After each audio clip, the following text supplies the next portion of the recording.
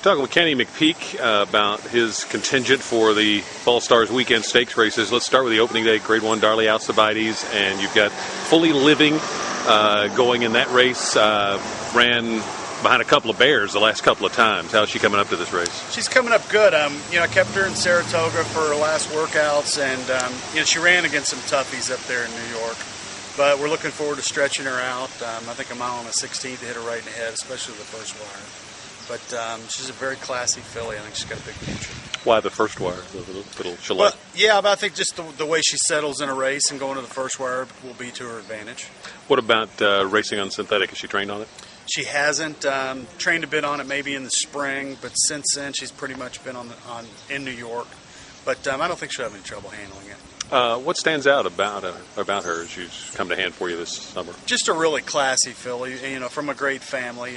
Mr. Hughes and his team picked her out as a yearling, and she's got a pedigree that says she should be a good 2-year-old and possibly 3. So we're trying to take advantage of that. Big field. She's got the kind of tactical speed I would assume to serve her well in that kind of situation. Well, coming off the sprints, I actually think she'll probably lay a little closer in the route race, but I think it ought to be, tactically it ought to be good for her. What about you got 2 potential for the Dixiana Breeders' Futurity? Tell me about those 2.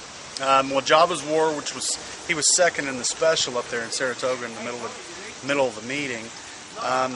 He was 5th, beaten 4 lengths in a grass stake, which was kind of an experiment. But we're stretching him out, and I think he'll like the poly as well. And then we're going to also run Java's War, who was a winner in a small stake down in Louisiana, actually a $150,000 stake listed. But between the 2 of them, I think we ought to have a pretty good chance to knock that one down. This time of year in the fall meet, a lot of your horses get better, I think, as they get around 2 turns and the distances stretch out. Is that, I assume, what you're looking for as you go to the sales and pick out a lot of these horses? I tend to buy that kind of horse, the horse that wants to go a little further, I think. And I think we do a pretty good job timing it for this meeting. We've got a lot of clients that like winning here, and who wouldn't?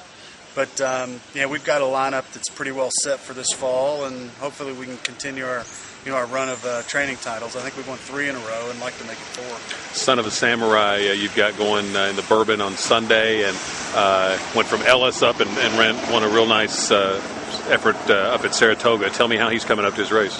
Well, he got a little fever going into the With Anticipation in New York. The intention was to run him up there, and morning of the race he popped 102 and change temperature. So we had to scratch and kind of regroup, and we've had plenty of time to get him through all that. And I think he's ready to run a bang-up race here. I'd like to think that he's a Breeders' Cup Juvenile Turf horse, but he's got to jump through this hoop first. And I think we've got him pretty well ready. He worked super in Saratoga last weekend. Is that what's telling you he's coming to the big race, that last work? Yeah, this is a really well-made little horse. He's not big, but he's very strong.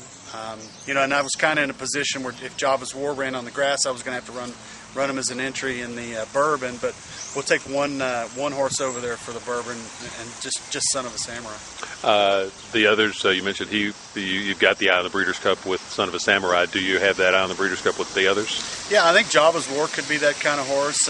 We just got Golden Ticket. He came in from New York this morning as well. The Dead Heat Travers winner, and of course 3rd in the PA Derby. But we've got a few lined up for those races, and hopefully Fully Living runs a good race and is given a shot to go west. What's next for Golden Ticket? Do you train him up to the Breeders' Cup? Probably just train up to the Breeders' Cup. He's got. I'll probably keep him here a couple of weeks and then fly him west. How are you positioned for this meet? You talked about your success here in past fall meets. Are you feel confident as far as the horses to fit the conditions? Yeah, I do. Like anything, I think, we kind of back off in the month of September, slow down a little bit, and then gear up for here. And I think we entered 6 this morning. Through the weekend, I'll probably run anywhere close to 15 plus or minus. But I get excited about winning here. I don't deny it. It's a great meet to win at. I think it's the way Keeneland puts on the show. It's the way it should be. Remember the first time you came to Keeneland? Oh, yeah. What stands Got out? a picture of it. Oh, do you really? My grandmother brought me here as a boy to ride ponies in the paddock. Oh, my goodness. 1967. Wow. Remember the first time you came to the races? Yeah, I do. My grandfather made me hold on to his coat, his tweed jacket in the crowd so I wouldn't get lost. And he'd go to the $50 window, and I'd have to hold on to his jacket while he bet. Remember the first winner you picked here? Yes, I do. And that was? A filly named Miss Pokalong. Paid over $100. That's worth A remembering. gray filly. And, yeah, I was a boy.